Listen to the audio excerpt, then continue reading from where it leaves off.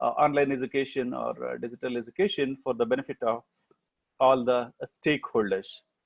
So, in order to start with, let us say the thing in which we wanted to have, uh, with mainly for the purpose of digital education. Just a second.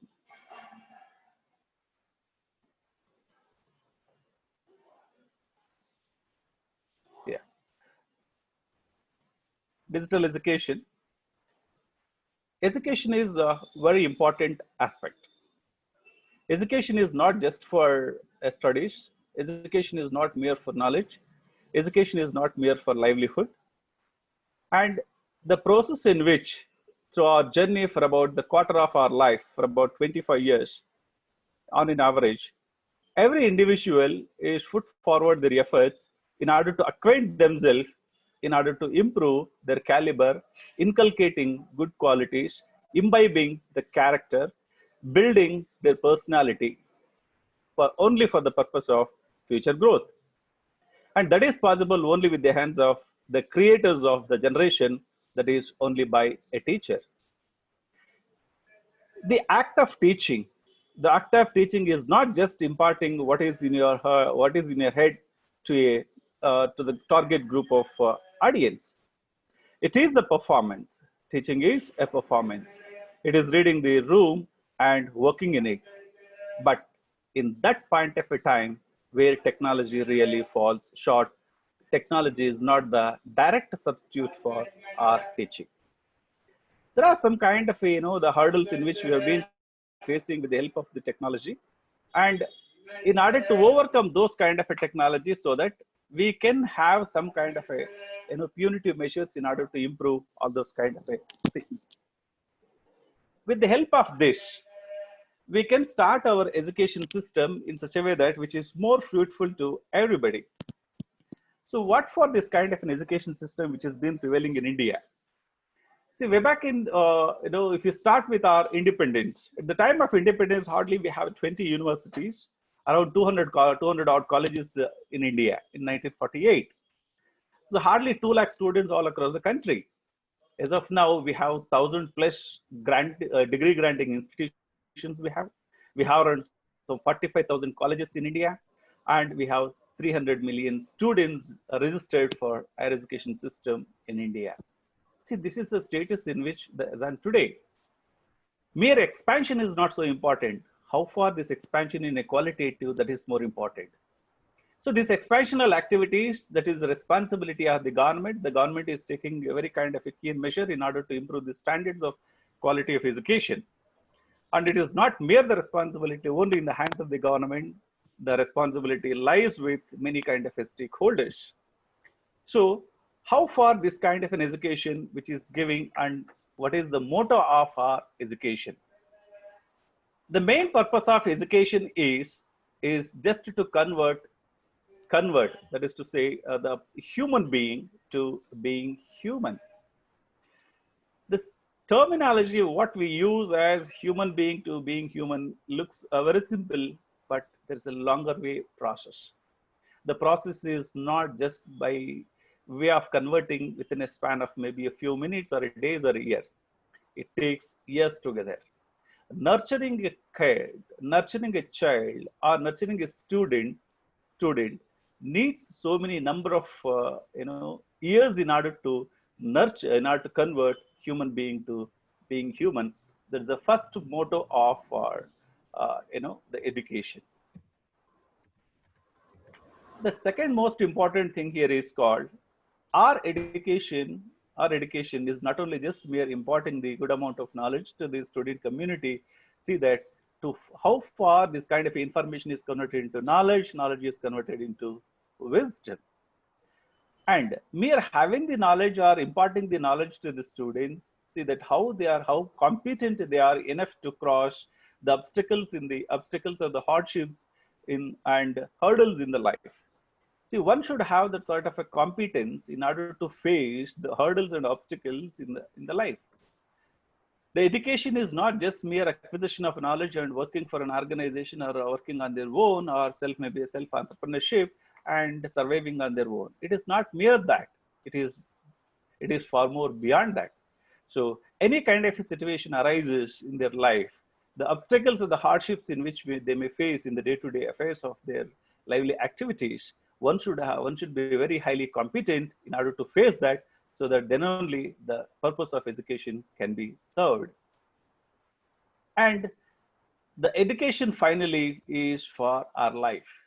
It's not for in maybe for one particular target or for earnings or maybe for doing some kind of a work in an organization or an employer or employee. It is for our own life. It's the education is not mere only for within the classrooms.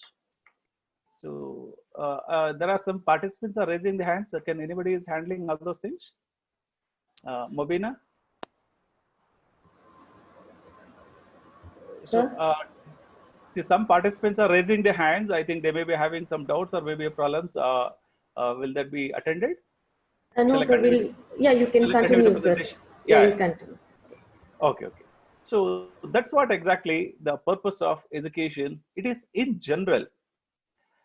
And when we look at the teaching methods way back in our Gurukul system in the olden days, where the formal teaching was oral teaching, just maybe human speech or maybe giving a lecture or maybe talking to a particular group of audience, where this is the very oldest means or maybe the mode of communication, and it is to be considered as the holistic approach.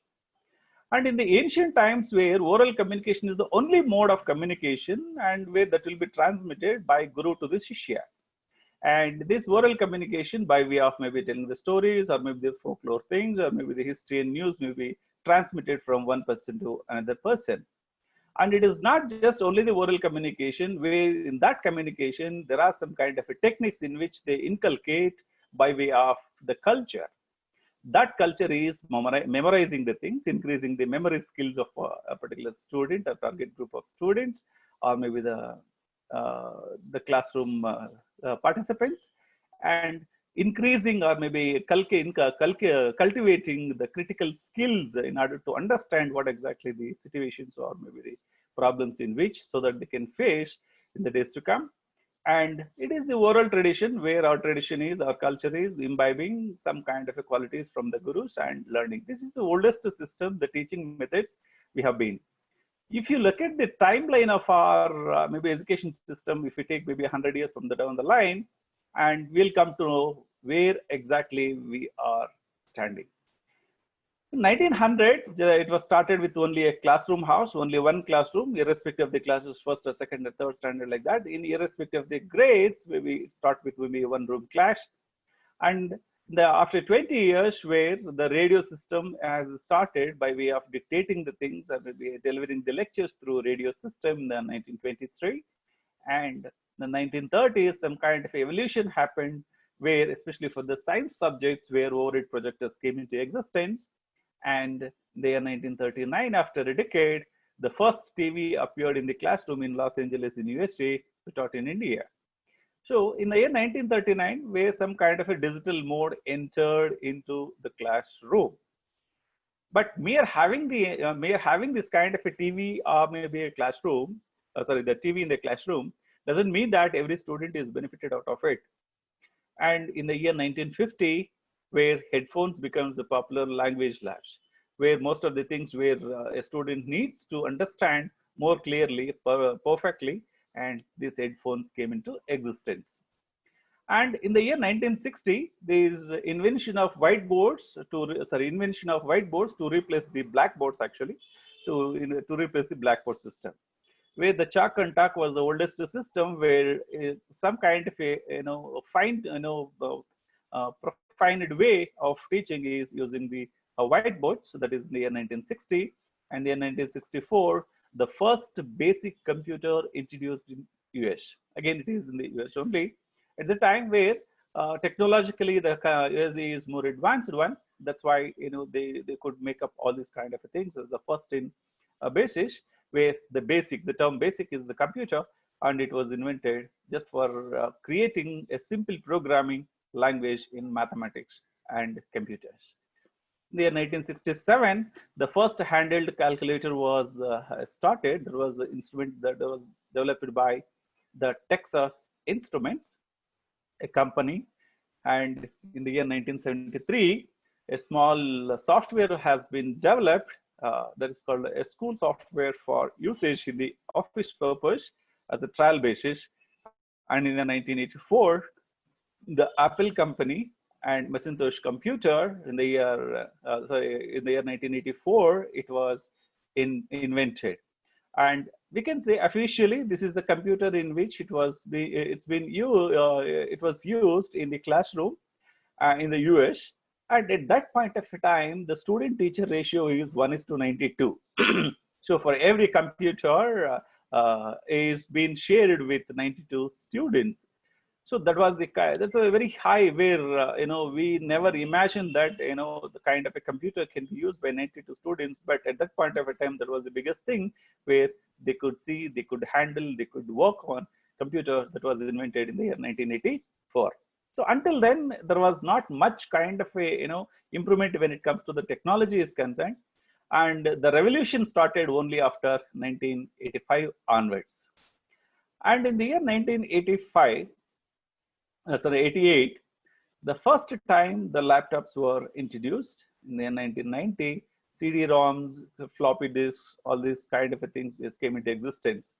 But in 1991, smart boards came into existence, and 2002, these American public schools have used the internet, and 35% had in 1994. That means to say, almost 99% of American public schools has an internet, whereas only 35% had in 1994. That means to say, prior to 1994 itself, where they had the use of this communication system through computers, and whereas almost all the students have used in 1980%. And when it comes to 2013, say maybe let us talk a little bit kind of things which is mainly applicable to India, where access to mobile revolution came into existence. Most of the the Indian community are used to in 2013, and electronic evolution came into existence in the year 2015, and in the year 2017 the cloud technologies came into existence, where most of the students are very well versed with the cloud computing, artificial intelligence, and machine learning. And in the 2020, many campus of the institutes of higher importance, national importance, and the higher educational institutions or degree awarding institutions or the universities, they made their campuses as digital campus or maybe a boundaryless education, irrespective of the boundary. Any kind of a student can learn and can get the degree certified from any part of the world. And even the boundaryless education, where even the kids are permitted to do the coding things, and maybe they can get the certificates from the Google or maybe Microsoft or maybe Oracle. All these kind of companies came into existence in order to encourage the young talent by way of certification.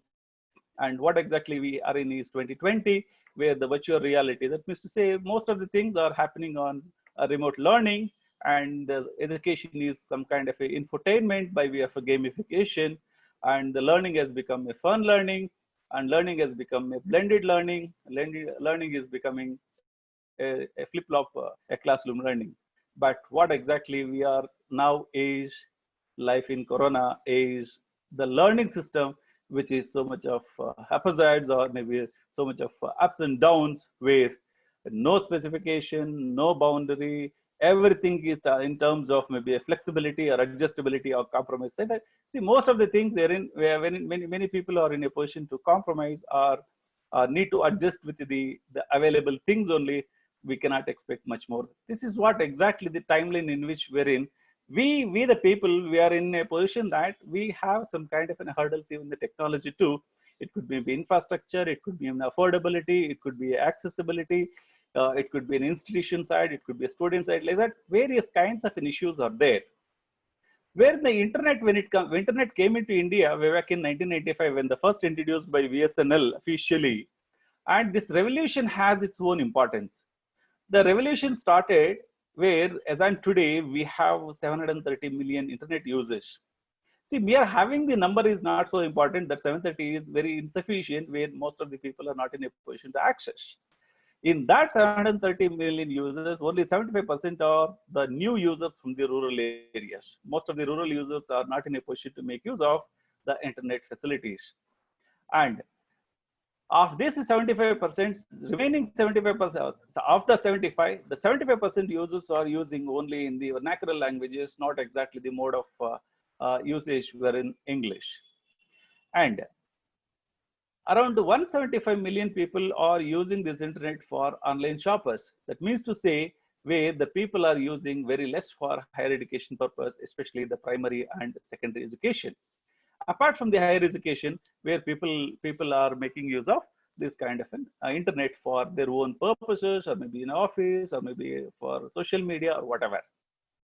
This digital education is the future of learning, where the corona made us, in order to be more very hyperactive, corona made us to be very I can say, to think very different dimensional way, and see that this is going to be the future of learning, where we cannot restrict, or where we can't stick on, or where we can't be so adamant to our present system, where some sort of flexibility of learning is necessary.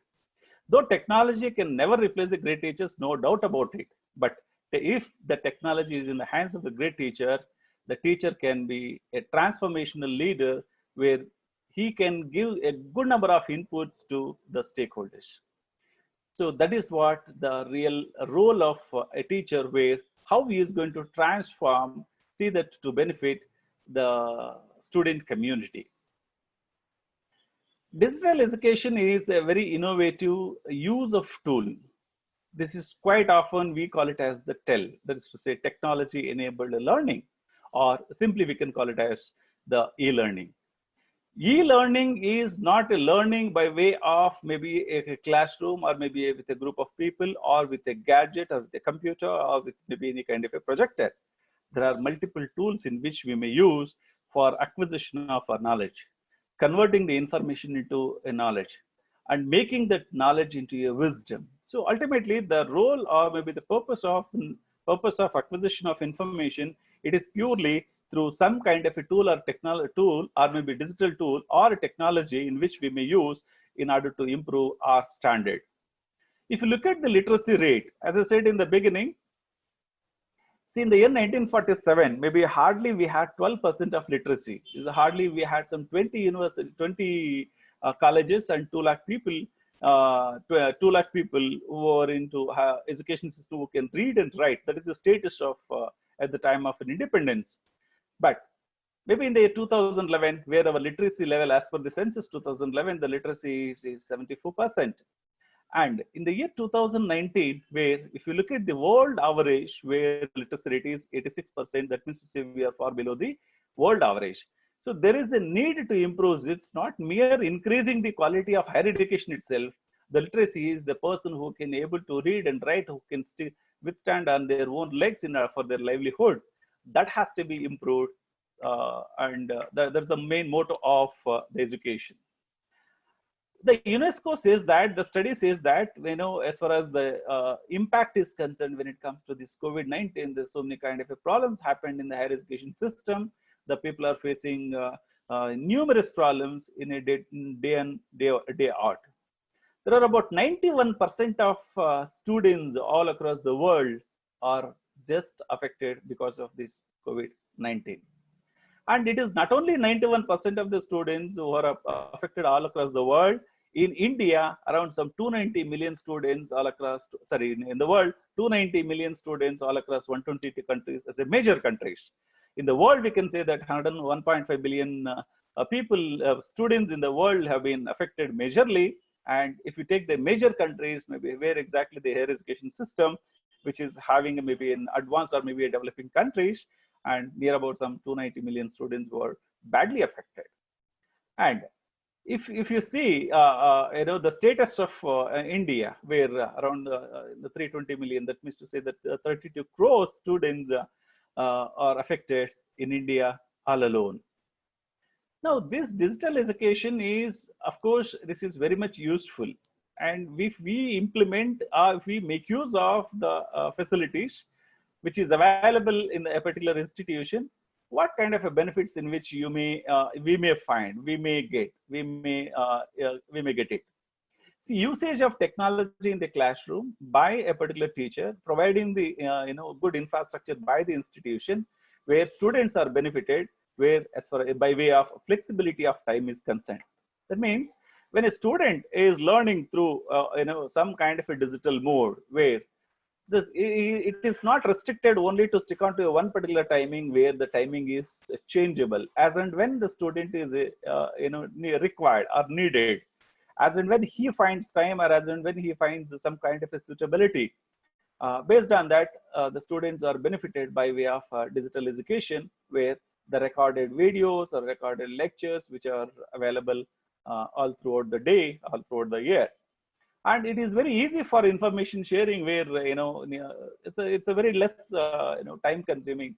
The time the time required for sharing the information is very quicker, and so that the students are benefited by way of providing the opportunities to access and share the information very easily, quickly, and immediately. And as and when, if we have some kind of the information which has been shared among the people as a teacher delivering the things, and that gives us some kind of a diverse and enriching experience, because the learning experience, by providing the opportunities for cross-disciplinary and cross-cultural, or maybe a cross-campus collaborations, that gives some kind of a different experience, or maybe a diverse experience, or maybe a multi-dimensional experience. Location is not at all a criteria as far as the digital learning is concerned, where the student, the staff, whomever may be, any learner for that, for example, the learning that means to say, it is totally away from the concept called the location, where a teacher or a student can teach from any place of any location of his or her choice.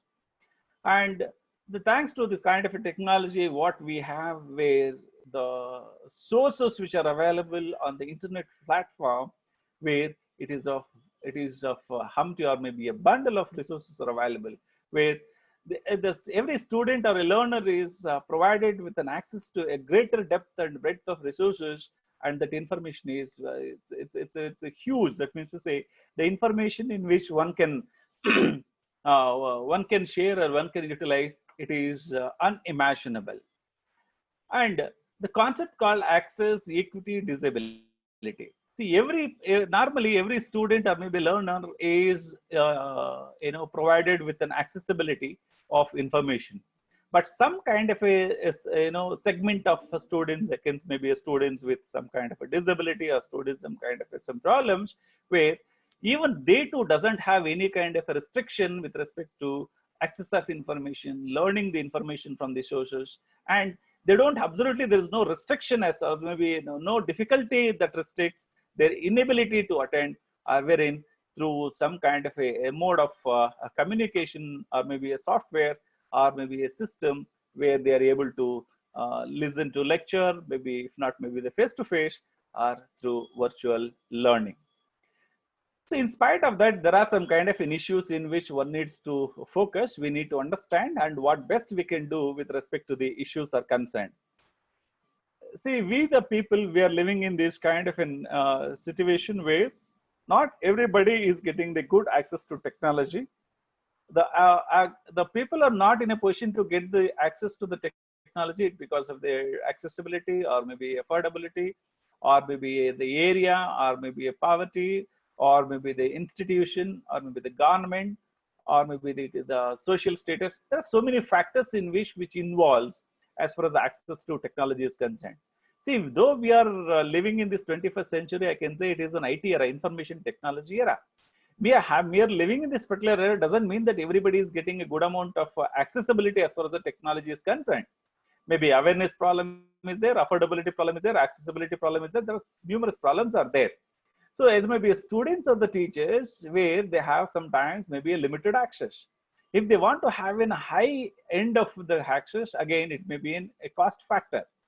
So there are some other issues again added to this one. It is not only the access, there is an affordable issue. So that is the first thing in which we need to have the thing. Then not only the technology as well as the internet too, there are some kind of issues with respect to the equipments or the things in which we need to have. maybe a mobile or maybe a desktop or maybe a laptop or maybe a palm top or iPad or whatever. The technology or sorry, instruments in which we may use, that is also a problem. After buying the instruments, what are the kind of illegal softwares in which we may use, that is also an issue. In spite of having the instrument and the good amount of maybe illegal software, and to what extent the internet bandwidth is available in that particular locality, that is also another issue. So that the another key issue is called internet issue.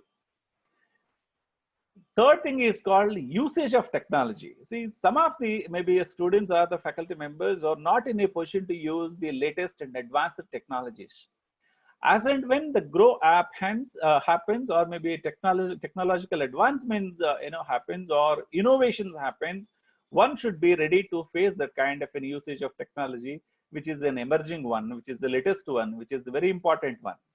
And some technologies or maybe the tools require some amount of training for every faculty member or maybe a student, wherein those training facilities given by the institution needs certain amount of involved in certain amount of cost, so that that instances the institution must rethink in such a way that how best we can make use of the faculties by providing the good training facilities as far as the handling is concerned.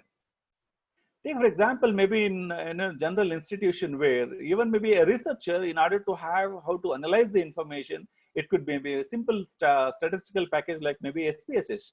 One should have how to use that. We are having the technology is not important, maybe a software is not important, and how best we can make use of that statistical package as far as the data analysis is concerned. Like that, usage of technology is more important. And when it comes to this maybe digital education, where the energy level to some extent it may fall down, wherein that we can say it is a lack of energy level. Most of the times it becomes maybe a monotonous, that means to say it's a one way where the people's the motivation level, it slightly decreases from the other end. And the absence of natural energy, that means to say when a teacher teaching in the classroom where it is a natural motivation he derives from the group of, in that particular class. So in the absence of the natural team of students within the class, even a teacher, he will get the lack of natural energy. So that is another problem, another issue. And most of the times we feel that we are isolated. For example, me as of now, I'm delivering this kind of things in a particular room, sitting all alone, wherein it is just like maybe a one way, and it is like a virtual virtual delivery where the how many number of people are in a position to receive exactly is around some 357 as of now. And then mere having this kind of a 357 target audience lively, the amount of motivation or energy or enthusiasm, it is totally uncomparable. That's what the problem with respect to this digital age called isolation. This isolation problems, normally it happens when a particular person is all alone. That is another issue. Then there won't be any kind of a social interaction, as and when it's more of one way type of communication, one way mode of communication. There won't be any face-to-face interaction, and the most important thing is called the social touch may be missed, and the eye-to-eye contact won't be there. As and when there is a lack of, or maybe in the absence of this eye contact or maybe face-to-face interaction, normally the enthusiasm or maybe motivation levels is comparatively it is low on par with the digital or maybe the natural. And even from the student side or maybe the teacher side, there will be a kind of a lack of seriousness. Seriousness may not be to the tune of 100% if it is in the live classroom, and interactive levels will be comparatively low when it comes to this digital form of education. And as we don't have any kind of a control over the students all across different kind of a platforms where the students are from different places, and we don't have any kind of a control over their discipline, their seriousness, their alertness. And there are some kind of health issues too, where normally this kind of the digital system where people are becoming not so not so very active with respect to this era, because there won't be any kind of a physical movement, there won't be any kind of a mental peace, and so on. Because of this, Most of the times where the people, the faculty are sitting in only one particular posture, that posture may be a good or a bad, and the environment surrounding it may not be a congenial environment, and there will be continuous looking at maybe a monitor or the screen that amounts to the eyesight, and the stress or the pressure level increases to the mental agony. So these are all the kind of key issues in which normally we may face in the digital form of education or the delivery of the things to our students, in the digital era. And you know that in India, we have around some 1.37 billion people. These statistics already have closed. If you look at the overall higher education system in India, see, this is a study given by the KPMG consultant, and the digital form of higher education, it is mainly is not to the extent of very high when it comes to the primary and pre-primary education. Primary and primary education, it is only an addition to the existing classroom system. That means to say the offline education system. This online education is more successive in case of an higher education, more successful in case of a private coaching, more successful in case of a test preparation, mainly for competitive examinations like maybe a CAT or maybe a NEET examination or JEE, advanced JEE, all this kind of, the training or maybe a coaching classes. This is mainly on online education, which is more, it is more or maybe comparatively high. And next is when it comes to the corporate trainings. And this is purely, it is not our topic, where they may make use for this kind of a meetings or maybe corporate trainings or any kind of a language related learning. So if you look at this kind of a things where for the first 20 years, the people are not completely not used to this kind of a online education. And maybe once they step into the higher education, maybe after maybe a degree or maybe a post graduation or maybe the research, one has to make use of the online education so that they can save time, so that they can good amount of resources, so that they can get good amount of acquisition of knowledge, both by way of online and offline. That is called the blended learning that we'll discuss later. So this, if you look at the overall view about this higher education, most of the times where we don't depend on only one particular mode. As the traditional and the conventional system of education, which what we find in case of a schools, or maybe to some extent maybe metric colleges, it is purely a chalk and talk mode of education system. But the higher amount comes only in case of higher education, maybe after 18 years or maybe after 20 years and so on, once they come to degree or maybe a post graduation or maybe a research. And mainly this online education will be used for the content, what exactly the content in which we will get in a different forms, different platforms, and the instructor with whom we are in a position to get it. See, though in those days where we have maybe only one particular teachers to be one particular subject. Say we belongs to maybe a commerce and management, maybe one person, Mr. Ram, is going to deliver only the lecture on accountancy. That is only Mr. Ram. So now the trend is not like that. Whoever may be the person all across the world, if you want to hear the lecture of maybe a Harvard University professor or maybe a Stanford University professor or maybe a Delhi School, Sriram College of Commerce professor or maybe a Bishop Appaswamy from Coimbatore, if I wish to learn anything from a particular teacher, the boundary is zero. We are living in this particular situation where we don't have any kind of a boundaries, where it is unlimited ways to grab the information, which where the plenty of resources are available through online. So that makes where it is kind of an opportunity for every person in order to make use of these available resources, so that the enrichment of knowledge, enhancement of knowledge, or maybe a transmission of knowledge from one person to another person, that becomes more accessible, affordable, and easier. So ultimately, our goal is to get some kind of a good qualitative information from the good number of professors. We don't need to have a stick on to maybe a one particular professor. Better to learn from three or more people. The resources which are freely available in maybe in the internet, and where only one needs to access it. Once if you access it, once if you have a sufficient amount of time, and you are the best beneficiary. Most of the things, what happens, where we have conducted one study in Bangalore, where especially the younger generation are not making use of the time is concerned. Mere resources are not the problem. Mere resources are there in the click of a button where everybody will get on their laptop or maybe on their mobile.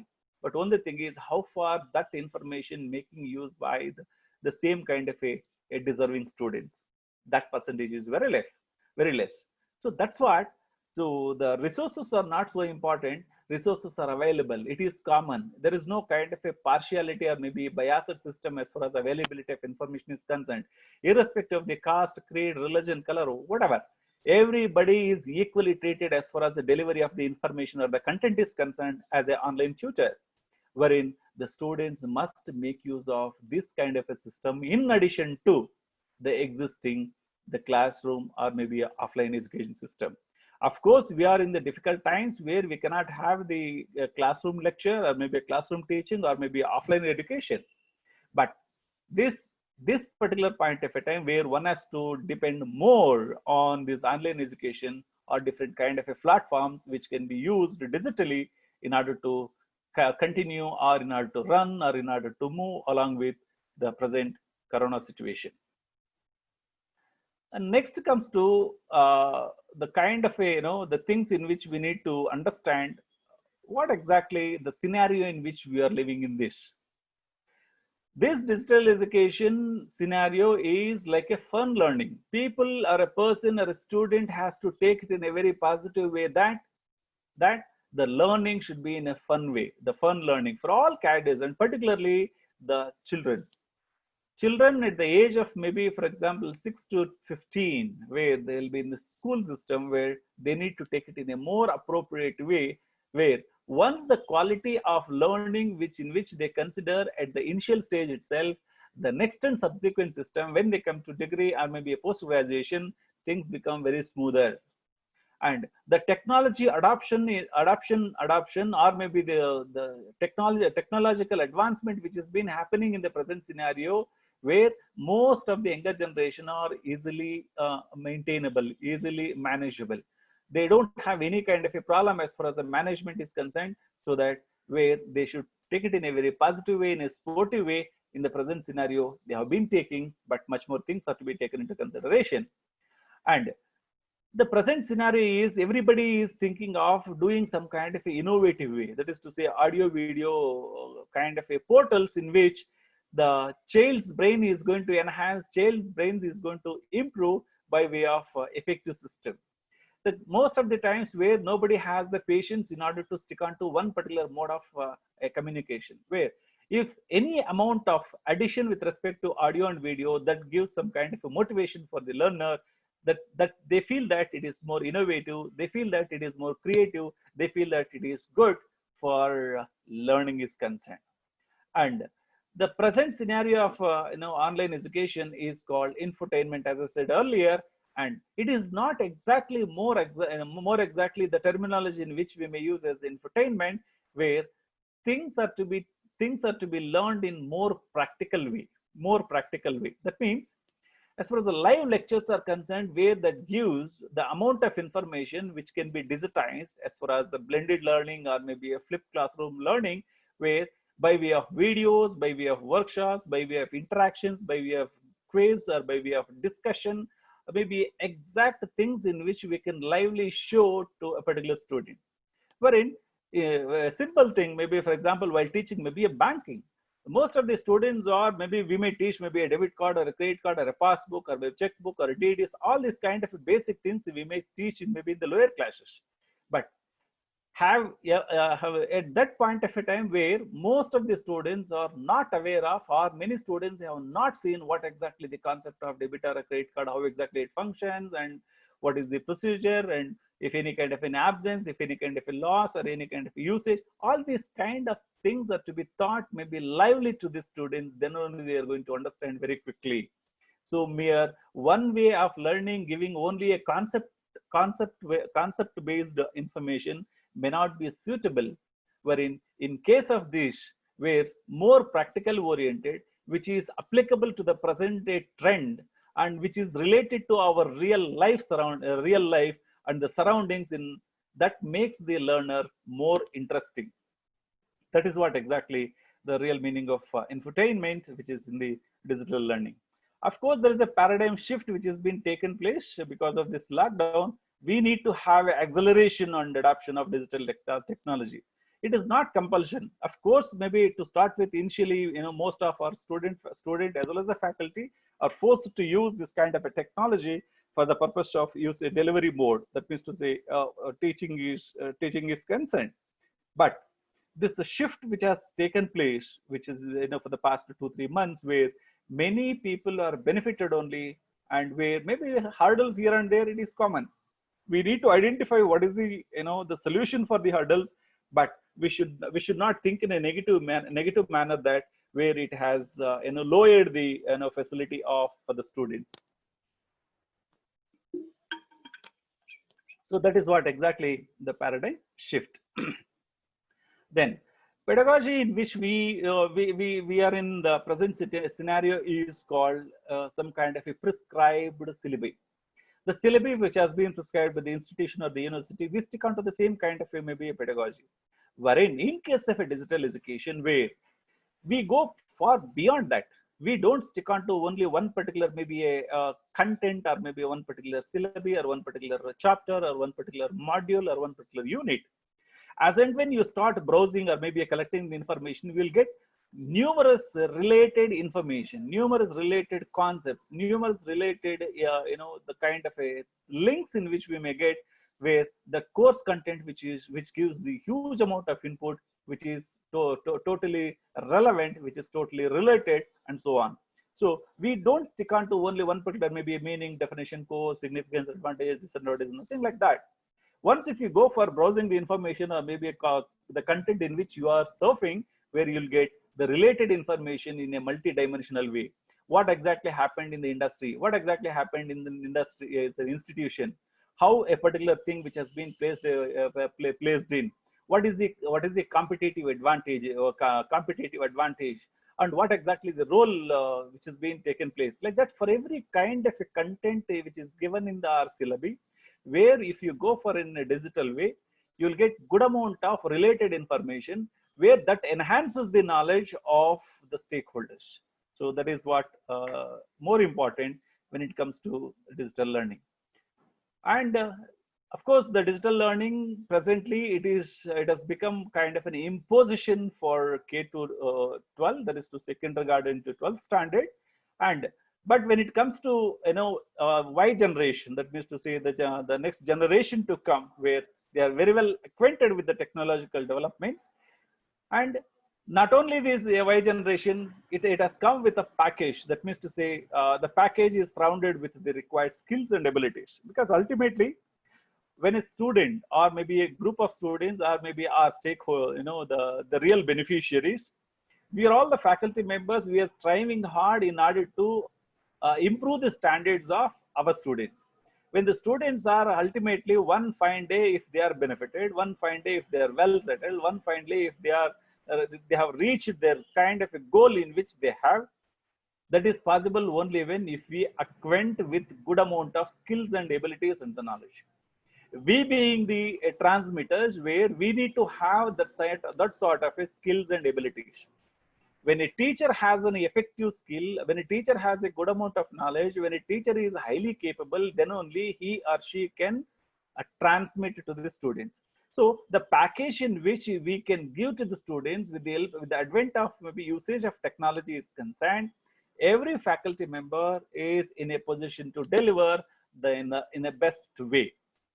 And ultimately, the motto is learning at one's speed is the need of the hour. And today is concerned, it's not the effort is not from one side, and even the learner side also is necessary, because if he feels that way, I want to achieve something in such a manner that maybe within a prescribed time and maybe a scope, and definitely he can.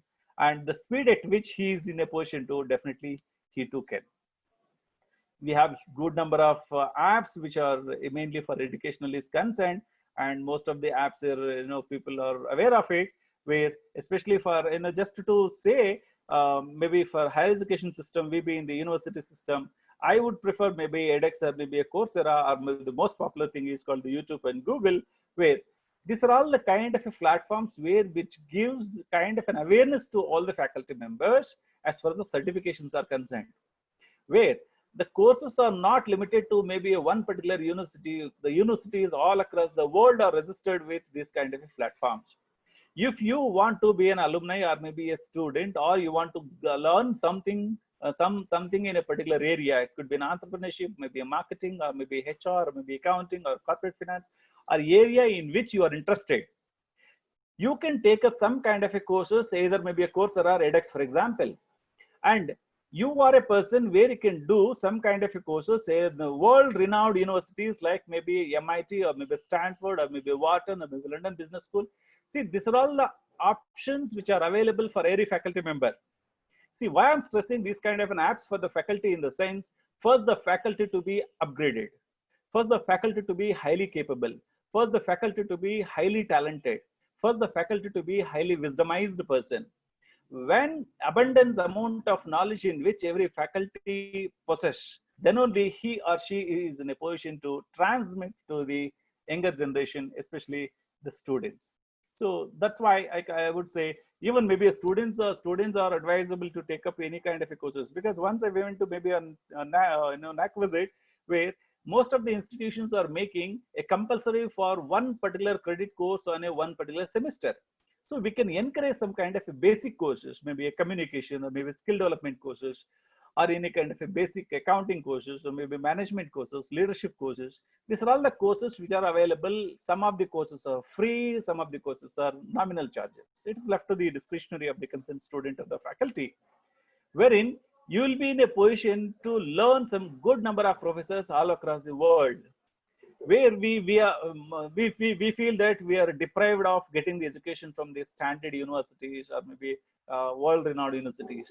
But now, where this technology made us in order to become very closer to all top 10 universities in the world.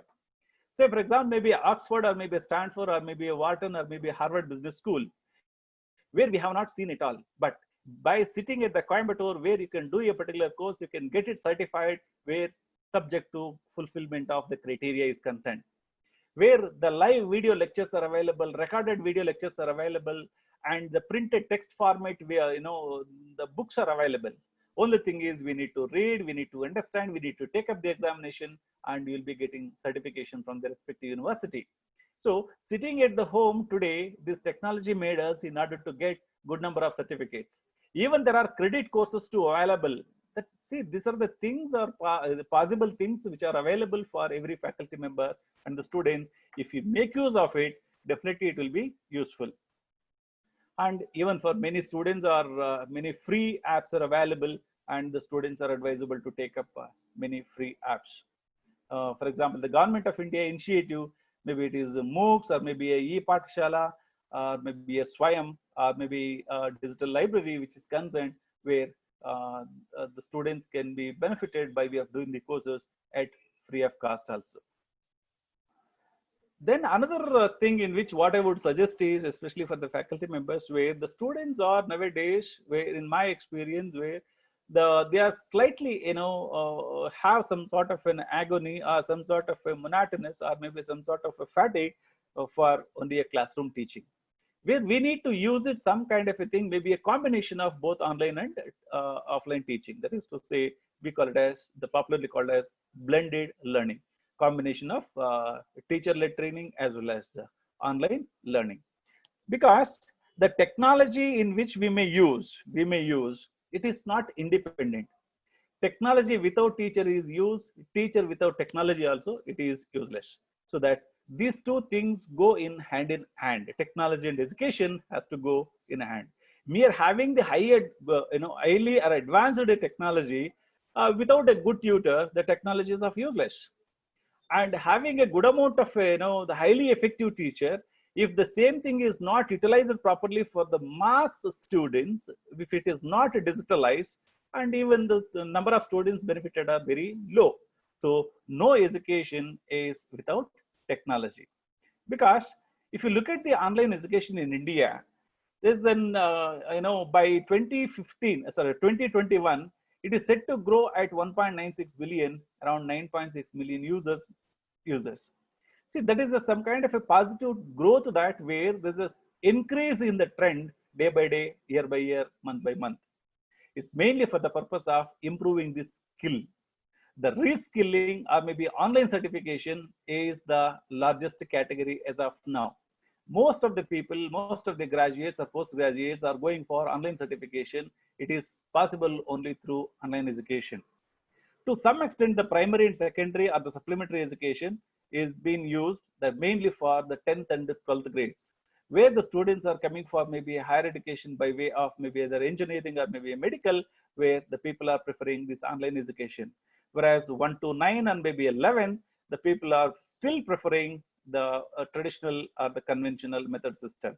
As far as the 11th and the 12th is concerned, to some extent, the 10th grade is concerned, where people are focusing apart from the existing system for test preparation. That is to say, the competitive examinations, or maybe a common entrance test, or maybe a NEET examination, maybe for medical or engineering, where for test preparation, the people are preferring this online education. And this blended learning is a combination of both e-learning and the classroom learning. And this blended learning, which helps in such a way that in addition to the classroom learning, there will be interactive labs, maybe e-textbooks are available through online mode, and recorded lectures by way of podcasting, and the collaborations of the team collaborations, which has been happening maybe live as well as virtually, and the screens which are available, the audio screens or maybe video screens, or which are available for reading purpose. There are different, these are all the kind of things in which we can make use of when you implement this blended learning. Now, the discussion boards, which makes more effective in such a way that both in the classroom as well as in the live, in the video lectures.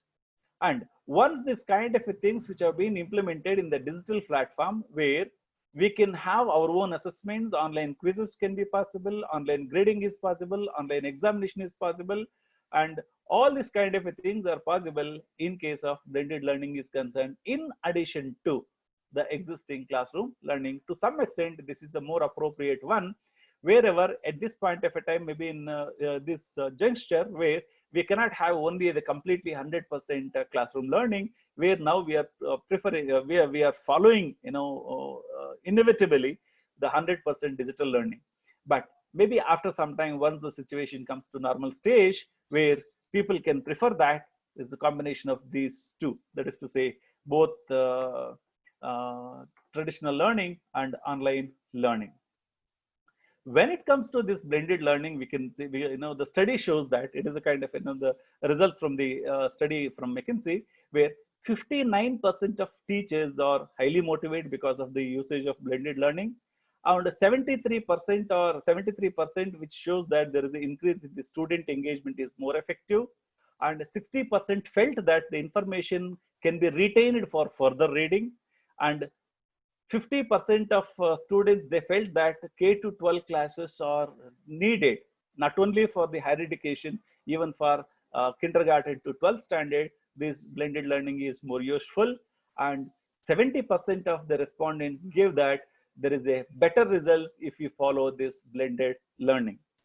But only 16%, that percentage is very nominal, where they gave the negative attitude that where blended learning is not good for this higher education. See, this is common that maybe they may be having a specific problems as far as a negative attitude is concerned with respect to blended learning. But in addition to the existing, nothing, nothing wrong in usage of the technology for the upliftment of the standards of the student community is concerned. And another option is called, with respect to this flipped classroom learning. Here, I just wanted to show a 2-minute video, how far this kind of a, audio, video, visuals, which makes the learner, which is more interactive and so on. Just for 2 minutes, kindly bear with me.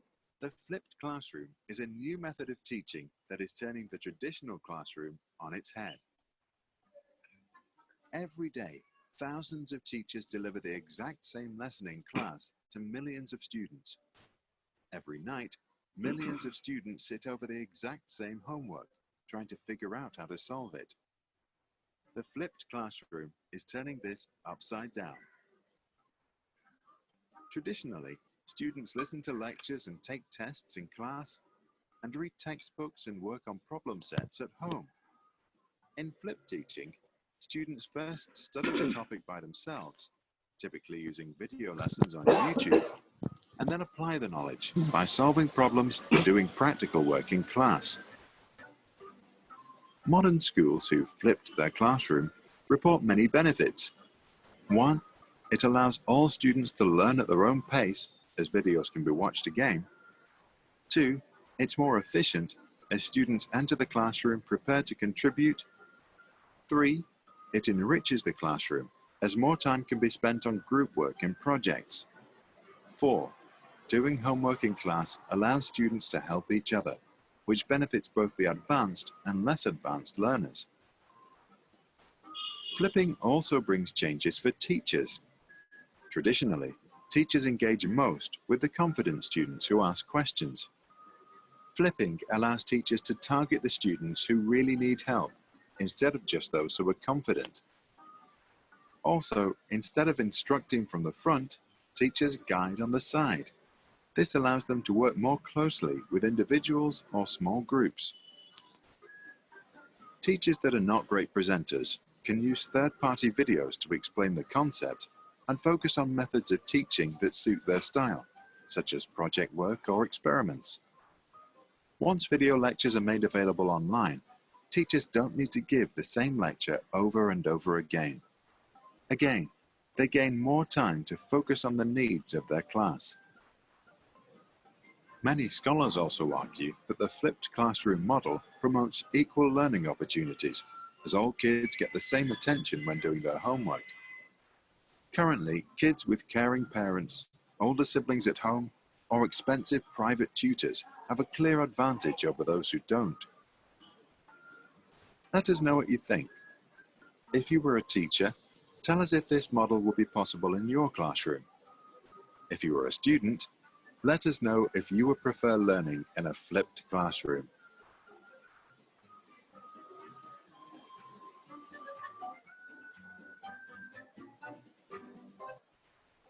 So this is how, what exactly we feel that combination of, the traditional system as well as the online education, where we can use both in order to improve the standards or maybe the knowledge level of the student community. And here, and on one fine day, the students are benefited. Because ultimately, the objective of transmitting the information or maybe the knowledge from a teacher to the student is by using any kind of a mode. The mode which is more convenient to both the student as well as the teacher, and which is the best way where ultimately our objective is to be fulfilled, so that they'll be getting a good amount of information, knowledgeable student, and they should go out with good info. So another, the option is called the MOOCs, that's called Massive Open Online Courses, where in addition to our classroom teaching, where we may teach the same kind of a subject or maybe the concept by way of the MOOCs also. So this is how where we follow in case of a MOOCs is concerned, where there's an unlimited participation. There's no limit as far as the class is concerned. It may be a 30 or a 50 or a 60, where it runs on maybe hundreds and thousands. And this MOOCs, it is the way, especially in India, where it is just maybe started with respect to usage is concerned. And now, off late, for the past 3 to 4 years, we're back in 1916 when IMBX has started this MOOCs in Bangalore, where the mobility as far as the usage of these MOOCs courses are widespread all across the country. That's why India is considered as one of the biggest market for MOOCs in the world after USA. And the platforms in which we may use for the maths, which enables the self-learning. That means to say, we don't depend on any kind of maybe a tutor or whomever, where with the help of the existing learning, the tutor who are available on the portal, where we do get some information, the clarifications or the videos and so on, and that enhances, that improves their employability skill or maybe a knowledge skill or maybe their personality skill is concerned. And this MOOCs also helps a lot of youngsters in the country to upgrade their qualification. See, earlier we had some kind of a correspondence education or maybe the open education. Now through MOOCs, where the students are benefited in order to get their certification courses all across the world, whatever the choice as far as the university is concerned, not limited to within the state or within the country, and it is boundaryless, where they can do a particular course any part of the world is concerned. And that makes the millions of Indians who don't have accessibility and affordable education. We, the people, we have the limited in order to pursue our education only in one particular area, one particular city, one particular university. Now that is the status as of now. It was not, but now it is not like that. Where a student wishes to do the course in any university all across the world, where they can register, where they can do a course, where they can get the certification, they'll become the student of that particular university. So finally, and I just want to give some kind of a tips how to make the online education or the learning which is more effective. It is only my personal kind of a tips where that may vary from person to person too.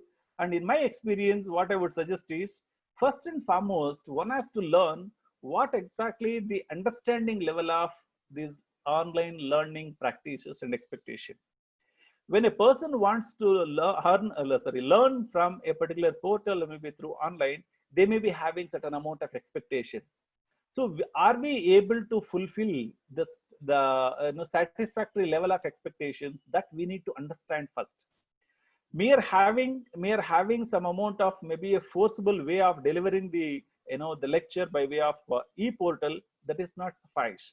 Wherein we need to have a sufficient amount of infrastructure by way of maybe a smart boards or digital boards or whatever.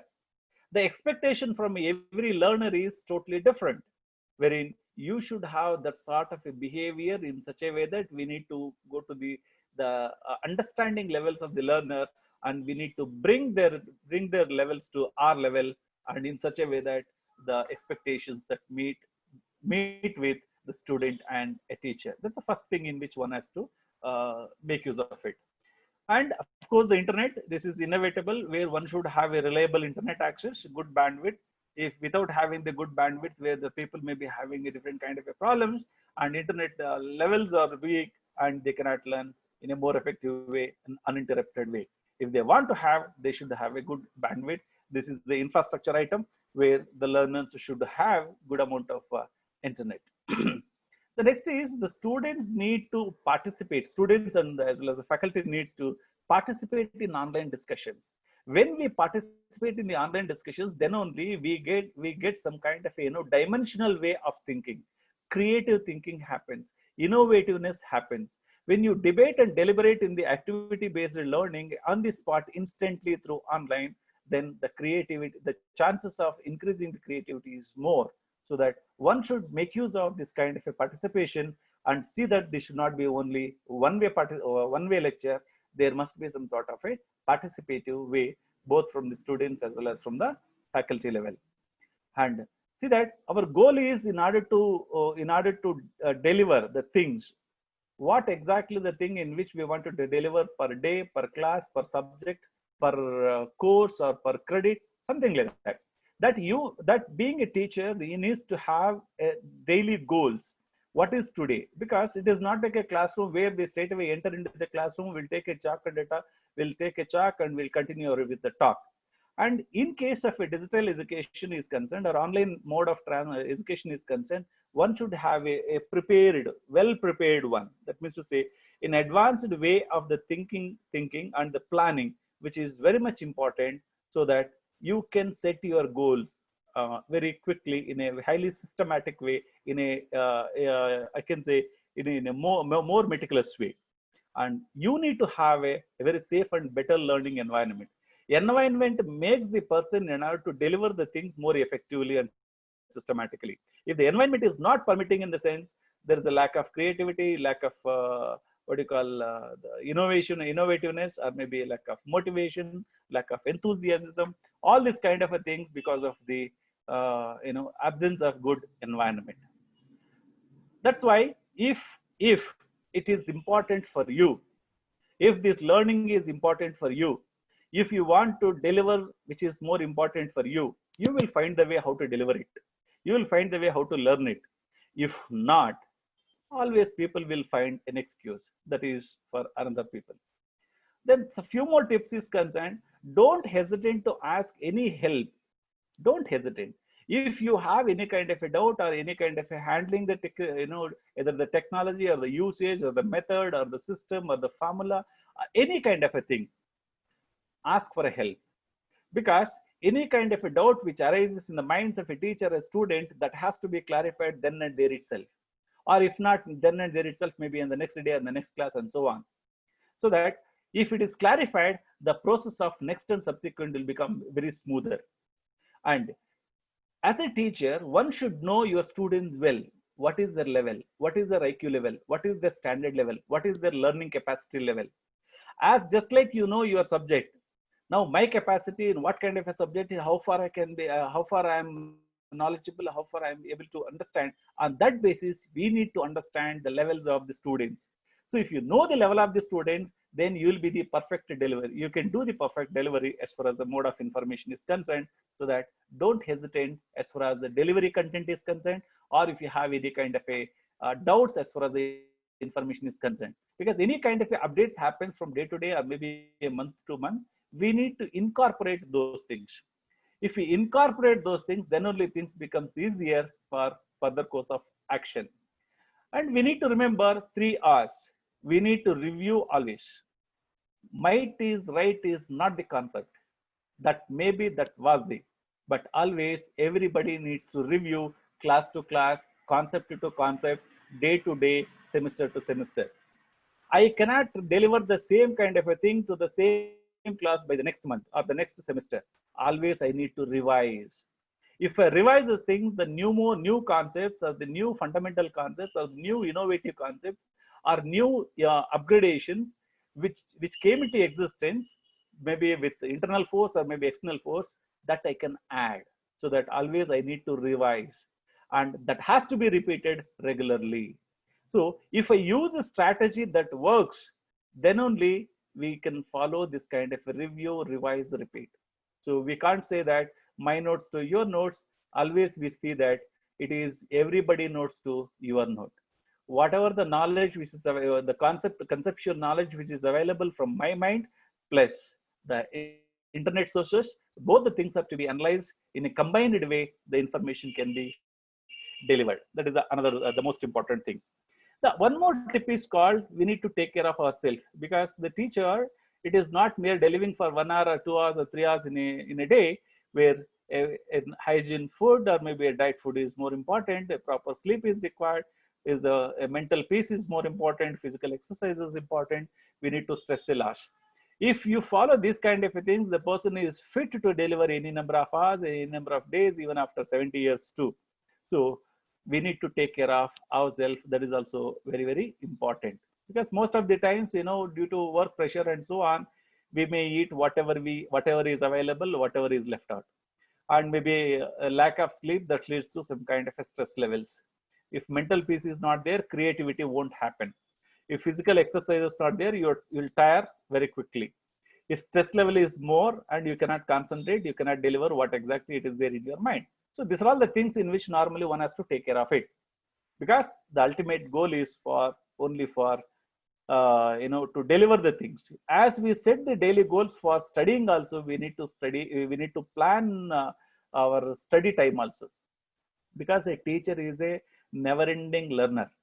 We need to learn more and more. Then only we can deliver more and more.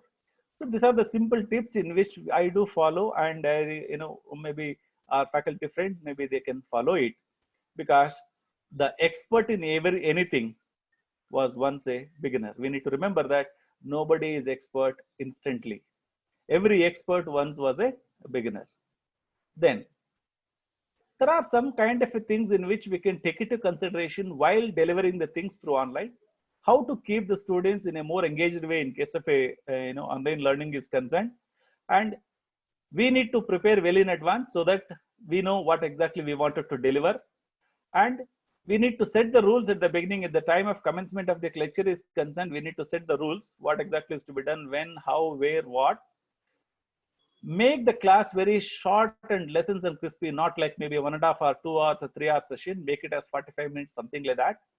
it should be crispy, it should be crystal clear, and always question the students, so that question and more questions, interact with the students and pose the questions to them, then they will be alert, so that they'll be attentive to the lectures of the faculty members. And we need to have a continuous progress check-in, to what extent the students are in a position to listening or maybe writing, so that there must be a progress check-ins are required.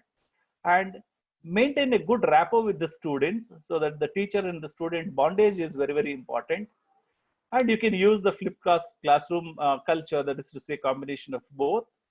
And more of activity based, or maybe quizzes, or maybe a GD group discussions can be followed.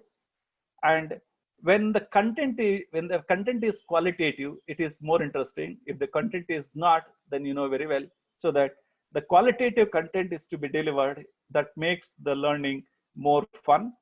And technology offers an endless set of resources, because the technology is making us, in order to have, there is no end as far as the collection of resources, the learning is concerned. See, we being the faculty members or the students, for example, if you wanted to hear from a noted personality, we, while teaching, maybe for example management, we don't know who is FW Taylor, we don't know who is Henry Fayol, but still we remember the names of father of management. For example, Philip Kotler. The Kotler marketing is the Bible for most of the marketing professionals. So we haven't heard the lectures from the so-called professors and so on, but thanks to technology, where today you can sit in any particular place where you can hear the lectures delivered by these well-known personalities who are working in the world-renowned universities. So that is the advantage where every faculty member is benefited through technology. Just to show a few videos, I just wanted to show for the benefit of the students. Now, for example, this is the video that was recorded. The human world is made one. All the countries are losing their distance every day. Their boundaries not offering the same resistance as they did in the past days. Politicians struggle to exploit this great fact and to wrangle about establishing trade relationships. 1845. It's a Philip Kotler. Paperweights and some other things. But it turns out that the first department store was in Japan, Mitsui Company, which is still alive and well. So that's where one of our retail. University of Michigan. Dr. Ulrich Trying to figure out is a HR professional. How does HR create value? What knowledge skills do I need to have as an HR professional, or how do I build that skill set within my company? Is the founder of RBL Group. We have 3 foundational competency sets. One is compliance manager. The other, and a key one for everything. The net impression is that it had a significant effect on our growth. And now I'm seeing studies which reaffirm that. So it slowed down our growth. Remember, the world was growing faster in 2017. We slowed down. That was the twin blow of demonetization. I want the young people to understand how to manage the failure. If you want to be innovators, I'm going to give you what type of characteristic you must have. See, I have a feeling whenever I give something, I feel happy. You want to be you, not everybody else. By breaking the limits of their imagination, they change the world. Creativity leads to thinking.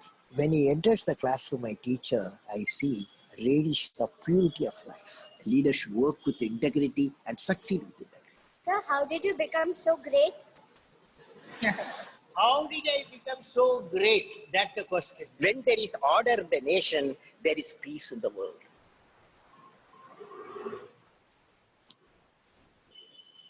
So friends, see, this is where we need to make use of the kind of videos or the resources which are available in the web, where that makes the student teacher learning more effective, that create some kind of a bondage between the students and the teachers, because everybody is in a position to teach what is there in the book to the students.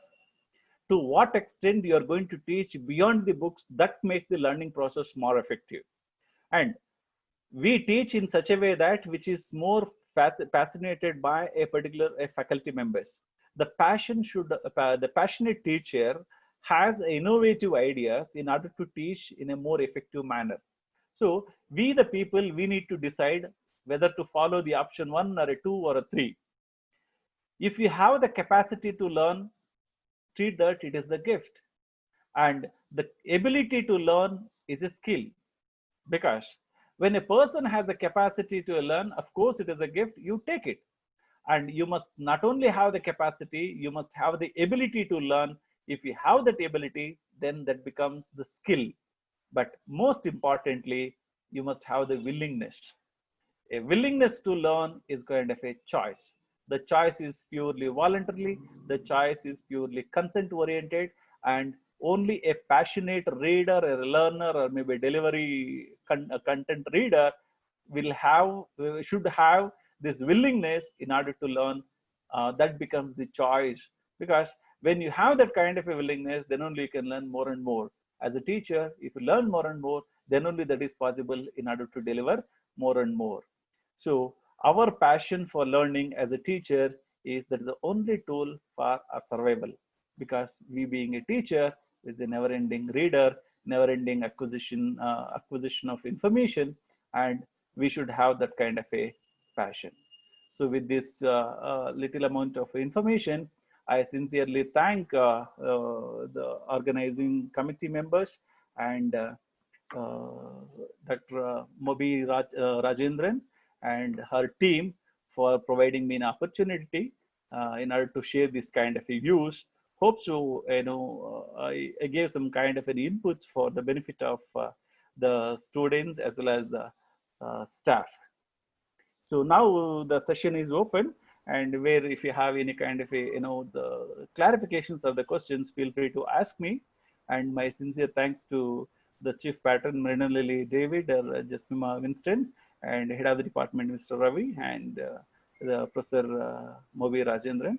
And I sincerely thank all the the learned faculty friends and the research scholars, or all the listeners who have patiently hearing to my kind of a lecture. And feel free to ask me any kind of a doubts. And I profusely thank everybody, each one of you.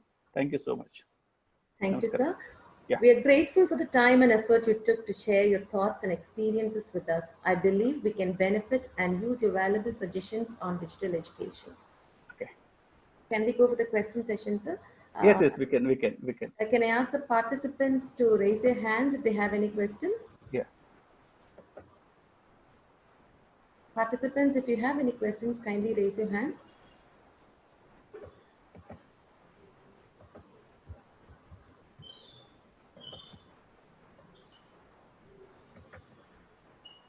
Hello. Yes, Jayalakshmi, madam. Good morning, madam. Shall I Yes, ma'am, you proceed. speak to sir? Yes. Good morning, sir. Good morning. Good morning. You have explained very well, sir. Nice presentation, sir. You have given such a wonderful informations. Thank you. I am working in a polytechnic, sir. Which tool is better for the polytechnic students, sir? You have given more apps now, sir. Okay. Technical education, right? Yes, sir. Okay. NTPC platform is there. NTPC is the one exclusive platform which is more useful for mainly for technical education. But apart from that, as I said, mainly for higher education, we recommend the students as far as the edX and Coursera. See, these are all the platforms where all that means to say, irrespective of the one particular field, either maybe engineering or maybe the medical or management or general oriented education, where most of the courses are available. Plenty number of thousands of courses are available. Only thing is we need to catch or tap the resources of in which area we need to understand. So if you go to the websites of these two, maybe you will get some kind of information, because I have not come across any kind of a the people who are with Polytechnic, but any technical oriented courses too are available. And even IIT Kharagpur has created a exclusive website for the benefit of the students. IIT Kharagpur, since it is pertaining to technology, you can refer the website of IIT Kharagpur also. So the resources which are available, even the Swayam also it is available, and there are MOOC courses which are available. The resources are available. The plenty number of resources are available. But one the thing is, we need to search for the courses or the subjects or the subject in which we are interested in that particular platform, so that we'll get acquainted with that. So I think that suffices your. Thank you, sir. Yeah. We have many appreciations. Thank you so much, sir. Thank you. And one more thing is, mainly the the polytechnic students, they have two streams. Maybe sometimes they come with the lateral entry, they come with maybe soon after their 10th grade, where they need to learn more kind of things on a basic level, entry level. Maybe it could be a software, it may be mechanical, or maybe in electrical or engineering or whatever. So all these kind of a conceptual basic knowledges which are available both in the MOOCs as well as in the Swayam or in the Coursera or maybe the edX, that you can refer. Thank you, sir. Thank you so much, sir. Thank you, ma'am. So we have Imrana madam, you can ask your question. Yes.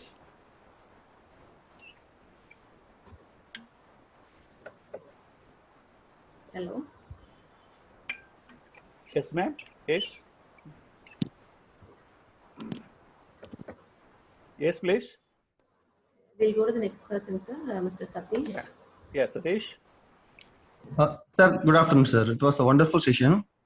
Actually, your presentation was impressed me very well. Okay. Can I know, sir, which tool you have used for create this presentation, sir? I think it's not done by PowerPoint itself. It is 100% PPT. It is done by Microsoft PowerPoint only, sir? It is 100% Microsoft PowerPoint only. Only thing is animations. Animations and designs makes very impressive. That's it. It is 100% PPT. The same thing you can do. You can do it in Prezi also, but I did it in the PowerPoint because it is more flexible and convenient for me in order to use this kind of a PowerPoint with other platforms. Because if I go for delivering a lecture in other things, for example, Prezi, I use LaTeX as well as Prezi also. But one the thing is, it may be compatible with the other people, maybe as far as screen sharing, or it may be for adaptability with the technology is concerned. So I prefer the PPT.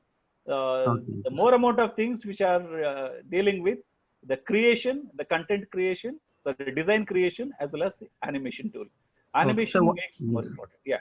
One more doubt. Actually, I use some other tools for presentation, Slido and Pear Deck also, but that is not able to incorporate with the PPT, sir. Because we have to run the presentation from their platform itself. No, that is maybe if you are uploading the information through online. Okay. If you are creating your PPT through online, for example, Prezi also, you can create your kind of a presentation through online itself. You don't have exclusive rights in order to download and exclusively for you. It runs on their own platform. So I don't suggest as far as the Prezi is concerned. Maybe for some general information, that's okay. But most of the times, if the information in which you are delivering through on your own, and where it is as good as it is a copyrights only, so you cannot share the information maybe on a public way.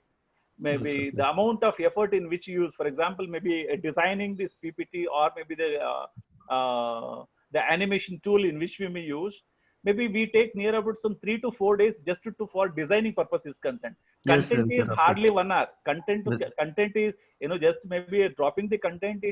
That is only a 10%. 90% of things is called sharpening the tool in which we may use.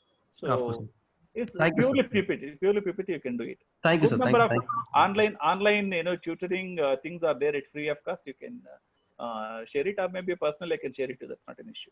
Yes, sir. Sure, sir. Thank you. There is another person, Mr. Deva Pratap. Yeah. Deva Pratap, you can ask. Hello. Your questions. Hello. Hello. Good afternoon, sir. Good afternoon, Deva Pratap. Sir, I liked your presentation very much. It was so impressive to me. Thank you. I like to take up this digital classes and all. I'm so interested in it. Good. The one thing is that I want to know that whether these templates are available from the. Did you hunt it from the net, sir, or it is available default in the No, it is not PowerPoint? default one. No, no, it is not default one. There are some templates are available from from sources on the net, and many Okay, of the sir. things are created by me only. Okay, sir. Okay, Because sir. Okay, I'm not a computer software programmer. I'm okay, a sir. management graduate, and Okay, sir. it's only by way of passion I came to this kind of a technology level where I started learning all these kind of tools as far as maybe SPSS is concerned, or software is concerned, or maybe PhD analysis is concerned. Only one thing what we need to remember is, once if you make up your mind in order to learn anything, we can. If you don't make up anything, it's impossible. That's the only thing. Thank you, sir. So one last question, sir. Yeah. May I know which version of Windows, I'm sorry, MS Office you're using, sir? Is it 2007 or 16, sir? 2016, yeah, 16. Thank you, sir. Thank you so much, sir. Thank you. Yeah, yeah, yeah. There are many appreciations, like very informative session, excellent PowerPoint presentation. Many are posting in the chat box. Yeah, I'll just see. Okay. And any subject related questions or any kind of things in which I expected that maybe, because from the online learning or maybe digital education, it differs from person to person. They may be having different kinds of problems. See, what all the things I have stated here is maybe me and maybe my close surroundings, what we have faced as far as maybe a delivery is concerned, or maybe student classroom lecturing is concerned. I just noted. And if anybody has a different kind of maybe approach towards this digital learning, whether it's a good or a bad, or maybe it needs to be modified, needs to be personified, and I request maybe audience in order to share their views. Because we be in the Silicon Valley in Bangalore, of course we thank God we have good amount of accessibility as far as all the things are concerned. But I cannot expect the same kind of a thing even in the rural community also. As many kind of a places where it's very difficult to get 4G connection also, maybe in mobile communication or maybe the internet communication. There are some kind of a problems are there all across the country. So we can't compare with this kind of a thing where everybody is having the accessibility as far as the technology is concerned. That is totally, it is not fair on our part, because when we look at the roots of higher education, it is slightly bitter, but always the fruits will be, it is somewhat sweet. And this is possible only with the education. Education is only the powerful weapon or the tool where which we can change the entire world also if we wishes. Because the function of the education is to teach, very extensively and to think critically and see that the intelligence plus character is the only goal for the true education. That's how even at the time of independence also, soon after 1947, in the year 1948 itself, when Sarvepalli Radhakrishnan was the chairman of the committee, UGC has, UGC at the time it was called as the University Education Commission, and that commission was set up and under the chairmanship of Sarvepalli Radhakrishnan, and just to report what exactly the education system which is prevailing in the pre-independence era. And based on that, the committee recommended that in order to improve or in order to standardize the university education, they have suggested the improvements. That's how the education system is improved from that day onwards. Yeah, please. Any other question, please?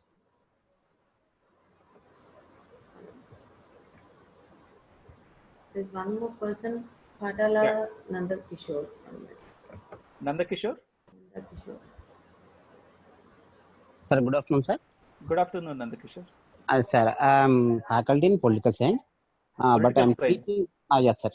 I'm teaching in very rural areas, sir. Okay. Which tool I'm teaching? Yeah, yeah. Better tool, sir. So, as far as the political science is concerned, you are all the constitutional experts. I need not to say. Yes, sir. The way in which you can use the technology to deliver the students here is, most of the times, many people, they have not seen the real constitution. They might have studied. Yes.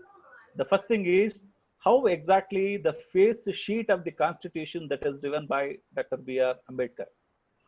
What is the preamble of just to give an example, what I'm telling is just to give an example in order to motivate the students. First and foremost thing is, many kinds of arts faculty students doesn't have the accessibility as far as the computer is concerned.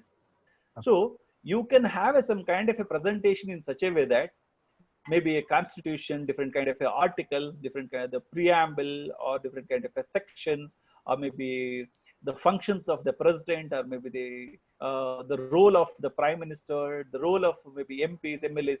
These are all the simple things in which they might have studied. But literally, what are the contents in the constitution which has been narrated by the architect of the constitution, by B.R. Ambedkar? Like that, you can teach one thing. Second thing is live lectures, how exactly the polity or maybe politicians, they'll take place in case of a debates in Rajya Sabha or maybe a Lok Sabha. The interactions which takes place in Rajya Sabha, or maybe in the upper house or maybe the lower house. How this, the system which is prevailing as far as the rights of an individual, that will be debated in the, in the constitution. So the live lectures which are there in the net only, you can download the things, or maybe you can show it, or you can have a interaction with them. This is how the system which happens. Maybe a counting of votes are concerned, vote sharing ceremony, who gives the permission in order to nominate the person, or maybe a Chief Justice of India, maybe a President of India, who nominates, who appoints the Chief Justice, who appoints the Prime Minister. See, all these kind of things in which every political science student must be aware of the things. It is not exactly political science, even everybody.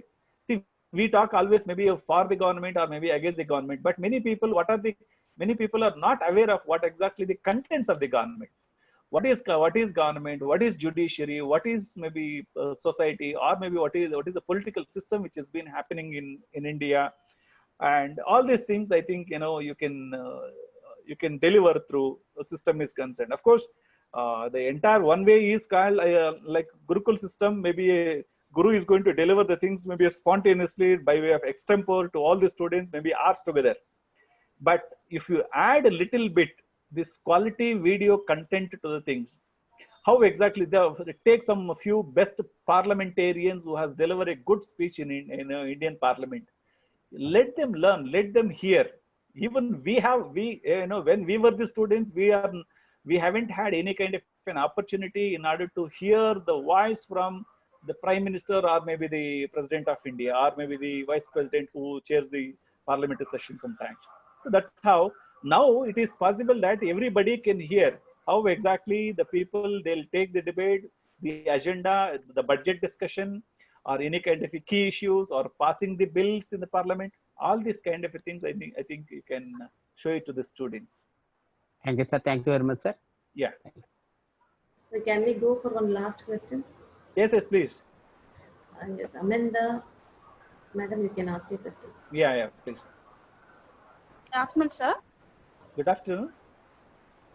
So actually, is there any specific app or website where we can take our short videos and upload it in our presentation? No, actually, as far as the videos are concerned, strictly it is copyrighted one, actually, strictly speaking.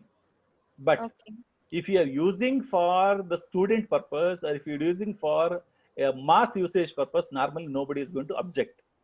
If objectionable content is there in the video, for example, just like our WhatsApp only, if any kind of objectionable video has been forwarded by you, it is an offense.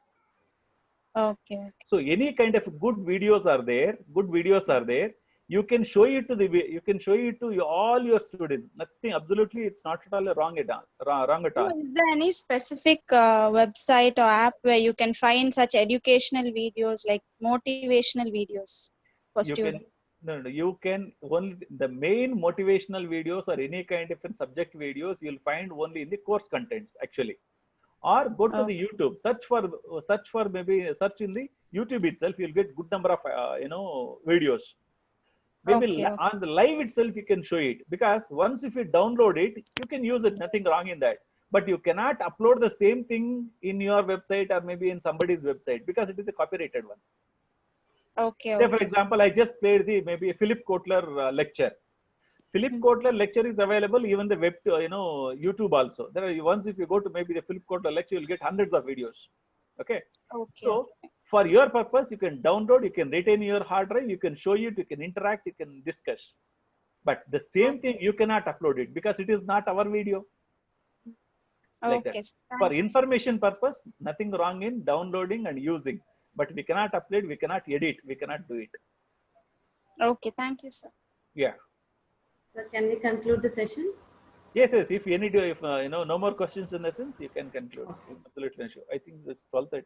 Oh, 13:30. Fine. Yeah, I now request Mrs. Kalaimani, Assistant Professor, Department of Commerce, to propose the vote of thanks. Yeah.